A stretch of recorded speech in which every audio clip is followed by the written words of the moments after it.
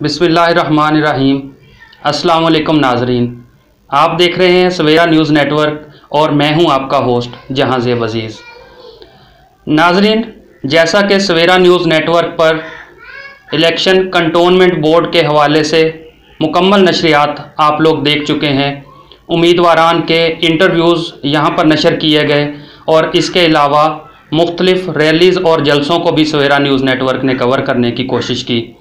तो अब क्योंकि इलेक्शन जैसे जैसे नज़दीक आते जा रहे हैं वैसे ही इलेक्शन की गहमा गहमी अरूज पर है और इसके अलावा उम्मीदवारान की पोजीशन भी वाज़ेह होना शुरू हो चुकी है। हमारे 29 अगस्त को होने वाले रफ़ीकी चौक में प्रोग्राम के हवाले से जहां पर हमने तमाम उम्मीदवारान को अवाम की अदालत में लाने की कोशिश की ताकि वो अपना बेहतरीन मंशूर और अपना मौक़िफ़ पेश कर सकें। उस हवाले से हम सबसे पहले एक पैकेज देखेंगे जिसमें हम रफ़ीकी चौक में होने वाले प्रोग्राम को हाईलाइट करेंगे।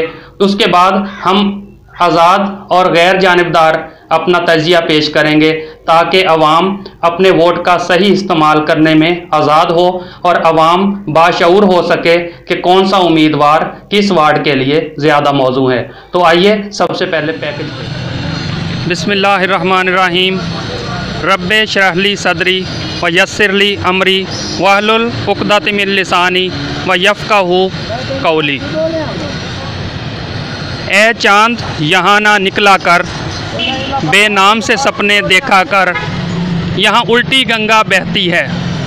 इस देश में अंधे हाकम हैं, ना डरते हैं ना नादम हैं, ना लोगों के वो खादम हैं यहाँ पर कारोबार बहुत, इस देश में गुर्दे बिकते हैं। कुछ लोग हैं आलीशान बहुत और कुछ का मकसद रोटी है।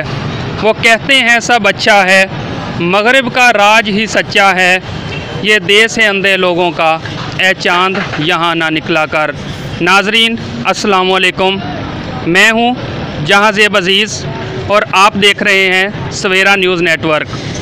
नाजरीन, इस वक्त हम मौजूद हैं शोरकोट कैंट में रफ़ीकी चौक, जो कि शोरकोट कैंट का हब समझा जाता है। यहाँ पर कंटोनमेंट बोर्ड के इलेक्शन के हवाले से अगर बात करें तो इलेक्शन की तैयारियाँ अपने अरूज पर हैं। जैसे जैसे वक्त गुज़रता जा रहा है उम्मीदवारान की तरफ से इलेक्शन कैंपेन का सिलसिला उसके अंदर बहुत जोश व खरोश देखने में आ रहा है। उम्मीदवारान ने अपने जलसे और रैलियों में बहुत ज़्यादा तेज़ी से आगाज़ कर दिया है।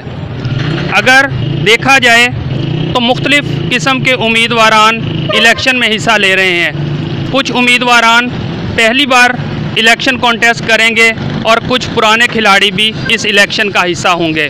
तो आज हम इस रफ़ीकी चौक में इसलिए इकट्ठे हुए हैं ताकि आवाम की राय जानी जा सके, कौन सा उम्मीदवार किस नहज पर मौजूद है, उसकी साबका खिदमात क्या हैं, आवाम के साथ उसका साबका रवैया कैसा रहा है। नाज़रीन, कंटोनमेंट बोर्ड के इलेक्शन के सिलसिले में शोरकोट कैंट को 2 वार्ड्स में तकसीम किया गया है, जो कि वार्ड नंबर 1 और वार्ड नंबर 2 का नाम दिया गया है। मुख्तलिफ़ वार्ड्स के अंदर मुख्तलिफ़ उम्मीदवारान मौजूद हैं। तो आज के प्रोग्राम के शुरू में हम आपको उम्मीदवारान का तारुफ बताएंगे। तो अगर हम वार्ड नंबर 1 की बात करें तो हमारे पास सबसे पहले वार्ड नंबर 1 में मोहम्मद इकराम, जो कि आज़ाद उम्मीदवार की हैसियत से इलेक्शन कॉन्टेस्ट कर रहे हैं। मोहम्मद इकराम एक ऐसी शख्सियत हैं जिनका ताल्लुक़ एक मुतवस्सत तबके से है और वो इंतखाबी निशान जग पर अपना इलेक्शन जो है वो कॉन्टेस्ट कर रहे हैं। अगर दूसरे नंबर पर बात की जाए तो हमारे पास मोहम्मद शहबाज, वो भी आज़ाद उम्मीदवार की हैसियत से इलेक्शन कॉन्टेस्ट कर रहे हैं। शोरकोट कैंट की कारोबारी और समाजी शख्सियत हैं और उनका इंतखाबी निशान मुर्गी है। तीसरे नंबर पर अगर वार्ड नंबर 1 के उम्मीदवार की बात की जाए तो हमारे पास मोहम्मद सलीम साहब, जो कि सलीम ऑटो वर्कशॉप के मालिक हैं। मुस्लिम लीग नून के टिकट पर वो इलेक्शन कॉन्टेस्ट कर रहे हैं और उनका इंतखाबी निशान शेर होगा। अगर नंबर 4 पर बात की जाए तो मोहम्मद सईद साहब, जो कि आज़ाद उम्मीदवार हैं और मोटरसाइकिल के इंतखाबी निशान पर वो इलेक्शन कॉन्टेस्ट कर रहे हैं। नंबर 5 पे हाजी ज़फ़र इकबाल जज्जी साहब, ये भी आज़ाद उम्मीदवार की हैसियत से इलेक्शन कॉन्टेस्ट कर रहे हैं और शोरकोट कैंट की सियासी और समाजी शख्सियत हैं और साबका कौंसलर भी ये रह चुके हैं। इनका जो इंतखाबी निशान है वो एयर कंडीशन होगा। नंबर 6 पे मोहम्मद ज़ुबैर साहब जो आज़ाद उम्मीदवार की हैसियत से इलेक्शन कॉन्टेस्ट कर रहे हैं और उनका इंतखाबी निशान है कुर्सी। नंबर 7 पे मुनीर अहमद संदीला साहब जो कि बहुत ही पॉपुलर शख्सियत हैं शोरकोट कैंट की, वो इंतखाबी निशान मटका पर अपना इलेक्शन कॉन्टेस्ट करेंगे। इसके बाद नंबर 8 पे कमर मजीद साहब जो कि कारोबारी शख्सियत हैं, होल सेल का काम करते हैं, आज़ाद उम्मीदवार की हैसियत से वो भी इलेक्शन में हिस्सा ले रहे हैं, तो वो इंतखाबी निशान बाल्टी पर अपना इलेक्शन कॉन्टेस्ट करेंगे। नंबर 9 पे सजाद हबीब साहब आज़ाद उम्मीदवार समाजी शख्सियत, वो इंतखाबी निशान तितली पर अपना इलेक्शन कॉन्टेस्ट करने वाले हैं। नंबर 10 पे सैयद रज़ा हसन गिलानी जो कि इस शोरकोट कैंट की एक मजहबी और सियासी शख्सियत हैं और पीर फ़याज़ुल हसन साहब सरवरी कादरी के मुरीद ख़ास माने जाते हैं, तो वो इंतखाबी निशान फ्रिज पर अपना इलेक्शन कॉन्टेस्ट करेंगे। इसके बाद नंबर 11 पे इफ्तिखार अहमद साहब जो आज़ाद उम्मीदवार की हैसियत से इलेक्शन में हिस्सा ले रहे हैं, उनका इंतखाबी निशान पिकअप होगा। और इसके अलावा अब्दुल जब्बार नदीम साहब आज़ाद हैसियत से इलेक्शन कॉन्टेस्ट करेंगे और उनका इंतखाबी निशान सेब होगा। नाज़रीन, अगर वार्ड नंबर 2 की बात की जाए तो वार्ड नंबर 2 में कुल 6 उम्मीदवार इलेक्शन में हिस्सा ले रहे हैं। अगर उनके इंतखाबी निशान और उनके तारुफ की बात की जाए तो पहले नंबर पर अब्दुल गफ़ार साहब मुस्लिम लीग नून के टिकट पर इलेक्शन कॉन्टेस्ट करेंगे और उनका इंतखाबी निशान शेर होगा। दूसरे नंबर पर इलेक्शन कॉन्टेस्ट करने वाली शख्सियत अरशद इकबाल साहब जो कि आज़ाद उम्मीदवार के तौर पर इलेक्शन कॉन्टेस्ट करेंगे और उनका इंतखाबी निशान कुर्सी होगा। नंबर 3 पे इंतखाबी निशान फ्रिज पर मोहम्मद इमरान साहब इलेक्शन कॉन्टेस्ट करेंगे, ये भी आज़ाद उम्मीदवार की हैसियत से इलेक्शन में हिस्सा ले रहे हैं। नंबर 4 पर रिजवान साहब आज़ाद उम्मीदवार की तौर पर इलेक्शन में हिस्सा ले रहे हैं और इनका इंतखाबी निशान तराजू होगा। इसके बाद शेख अतीकुर रहमान जो कि कारोबारी शख्सियत हैं, वो भी आज़ाद उम्मीदवार की हैसियत से इलेक्शन में हिस्सा ले रहे हैं। पीटीआई के टिकट पर उन्होंने इलेक्शन कॉन्टेस्ट करने की कोशिश की, लेकिन पीटीआई का टिकट ओपन होने की वजह से वो आज़ाद उम्मीदवार के तौर पर ही इलेक्शन में हिस्सा लेंगे और उनका इंतखाबी निशान पिकअप होगा। इसके बाद जाहिद मुस्तफ़ा साहब जो कि एक सियासी और कारोबारी शख्सियत हैं, साबका वाइस चेयरमैन खालिद हमीद साहब के सियासी जानशीन के तौर पर वो इस इलेक्शन में हिस्सा ले रहे हैं और उनका इंतखाबी निशान जो है वो मटका होगा। नाज़रीन, जैसा कि हमने तमाम उम्मीदवारान का तारुफ आप लोगों को करवाया और इसके साथ साथ उनके इंतखाबी निशान के हवाले से भी आपको मालूमात देने की कोशिश की, तो मैं आपको बताता चलूँ कि आज के प्रोग्राम का मकसद तमाम उम्मीदवारान को अवाम की अदालत में लेकर आना था। सवेरा न्यूज़ नेटवर्क ने तमाम उम्मीदवारान को अपना मौक़िफ़ पेश करने के लिए अवाम की अदालत में आने की दावत दी है। अब देखते हैं कि कौन सा उम्मीदवार अपना मौक़िफ़ अवाम की अदालत में आकर पेश करना चाहता है और पेश करेगा। इसी हवाले से हम अवाम से भी राय लेने की कोशिश करेंगे कि अवाम किस उम्मीदवार के बारे में कौन सी राय रखती है। तो देखते हैं, आइए प्रोग्राम का बाकायदा आगाज़ करते हैं और अवाम की राय लेते हैं मुख्तलिफ़ उम्मीदवारान के हवाले से। नाज़रीन, शोरकोट कैंट के एक रहायशी हमारे साथ मौजूद हैं। आज हम उनसे पूछते हैं कि वो किस उम्मीदवार को वोट दे रहे हैं और वो इलेक्शन के प्रोसेस से किस हद तक मुतमिन हैं। आप सबसे पहले अपना नाम बताएं, आपका क्या नाम है? अलहाज रमीज़। आप क्या करते हैं? समोसों का काम करते हैं। मोटरों का करते हैं। आपका वोट किस वार्ड में है? नंबर 2 में। नंबर 2 में किसको वोट दे रहे हैं? जाहिद मुस्तफ़ा को। जाहिद मुस्तफ़ा। तो ऐसी कौन सी खसूसियत है जाहिद मुस्तफ़ा में जो बाकी उम्मीदवारान में नहीं है? अच्छे आदमी हैं वो। किस हवाले से अच्छे हैं? हर तरह से, हर तरह से, मालगियत से, कारोबार से बात करने में जी बहुत जी। अच्छे हैं। नहीं, कारोबार तो उनका अपने तौर पर अपना होगा है, ना, बहुत है। अपना कारोबार है। आपके लिए, अवाम के लिए वो वो क्या बिना कर रहे हैं? वोट के भी काम करते हैं। ठीक है। ये कोई ज़रूरी नहीं कि वो वोट मांगते हैं। इसके अलावा इलेक्शन के प्रोसेस से आप लोग मुतमिन हैं अभी तक? इंशाल्लाह मुतमिन। यानी किसी ने आपको कोई पेशकश की हो, कोई खिलाफ वर्जी की हो कोड ऑफ कंडक्ट की? कोई चीज़ नहीं। हाँ, चले ठीक है, बहुत बहुत शुक्रिया जी आपका। जी सर, अपना नाम पहले बताएं आप। जी, मेरा नाम वहीद अहमद है जी। जी, आप शोरकोट कैंट के रहायशी मैं हैं? शोरकोट कैंट का रहायशी हूँ। और वोट आपका किस वार्ड में है? हमारा वोट 1 नंबर वार्ड में है। अच्छा, तो आप किसको मौजूद उम्मीदवार समझते हैं कि वार्ड नंबर 1 में जिसको वोट दिया जाए? मेरे ख्याल में तो सब कैंडिडेट जो हैं वो सब अच्छे हैं हमारे कैंडिडेट में। जी जी।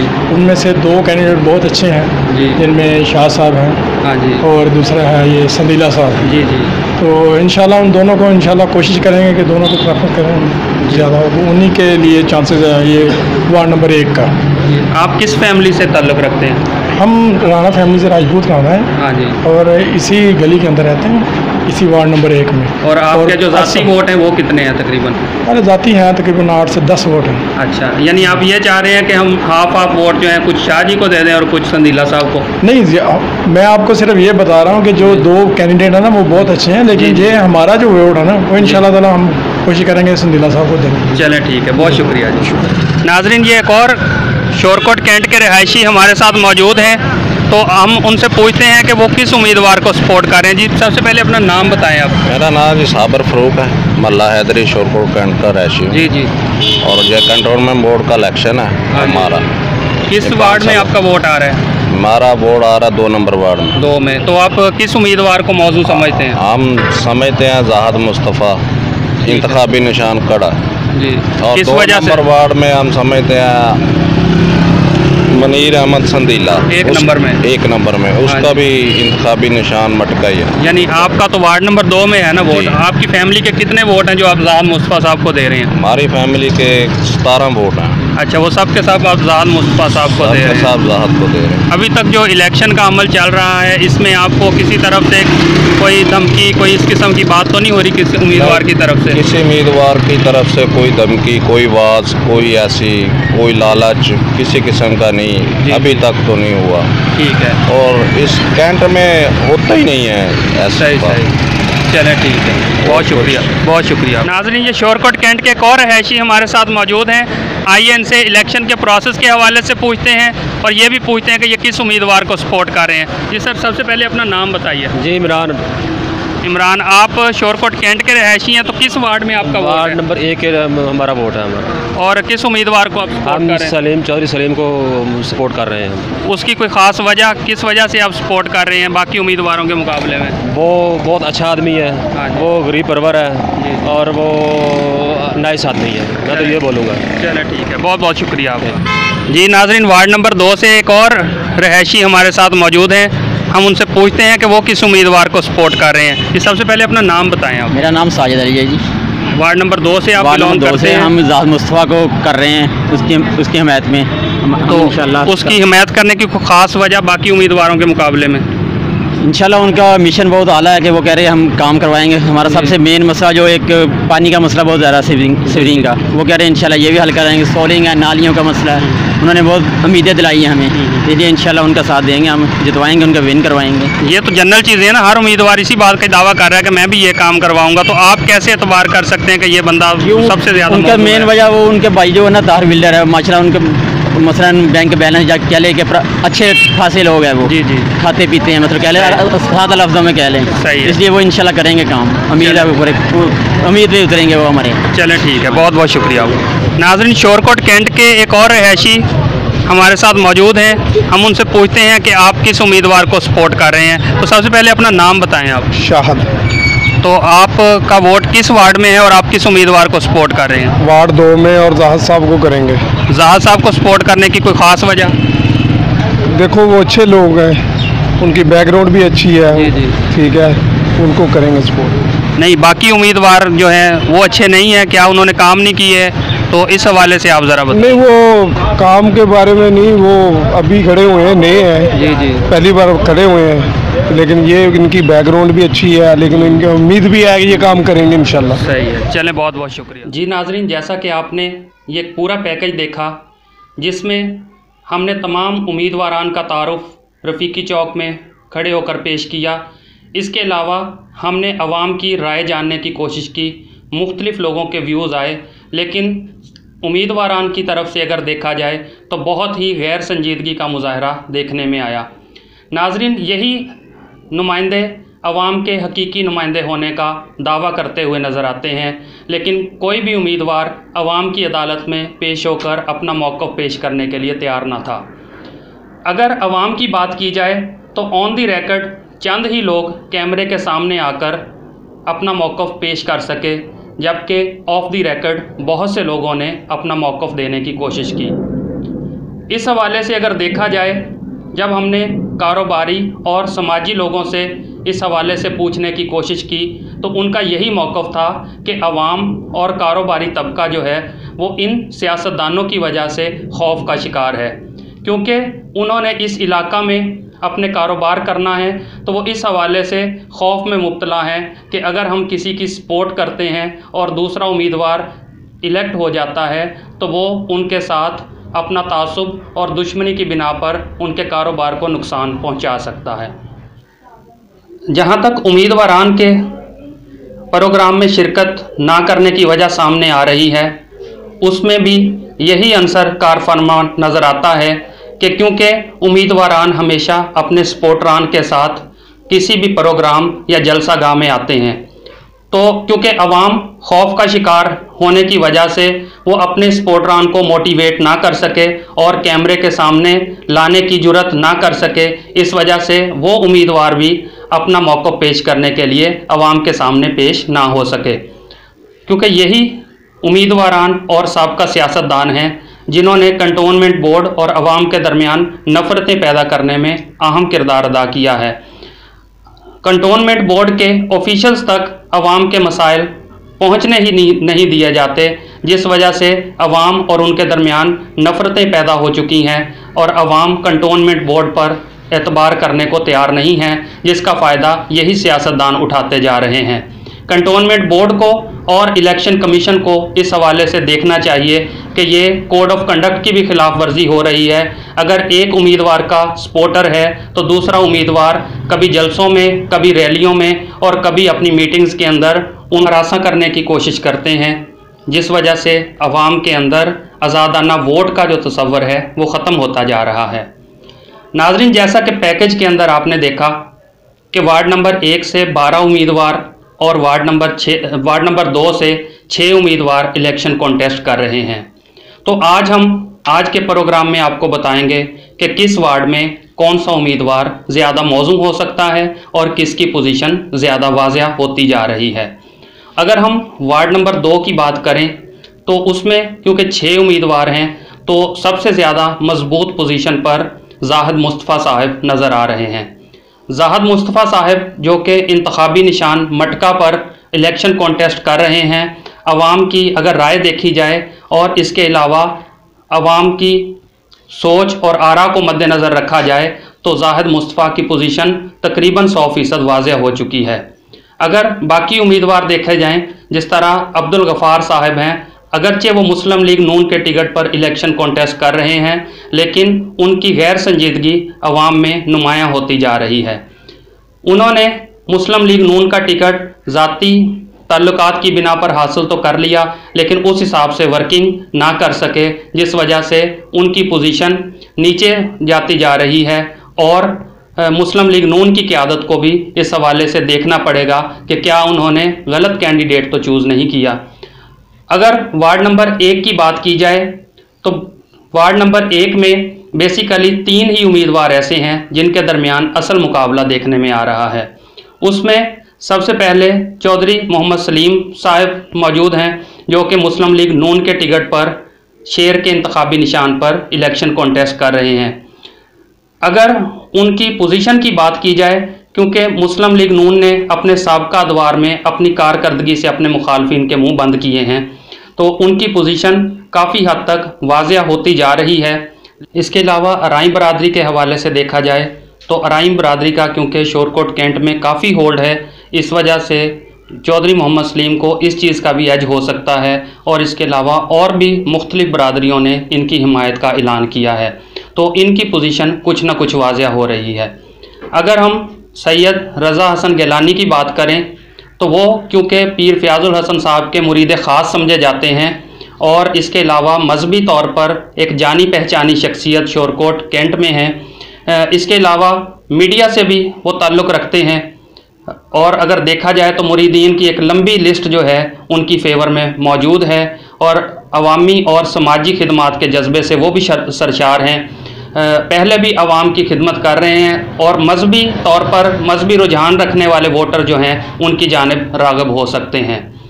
इसके अलावा तीसरे नंबर पर अगर हम बात करें तो मुनीर अहमद संदीला साहब, जिन पर सबसे बड़ा एतराज़ यही किया जाता है कि वो बाहर से इलेक्शन कॉन्टेस्ट करेंगे, वो मकामी उम्मीदवार नहीं हैं।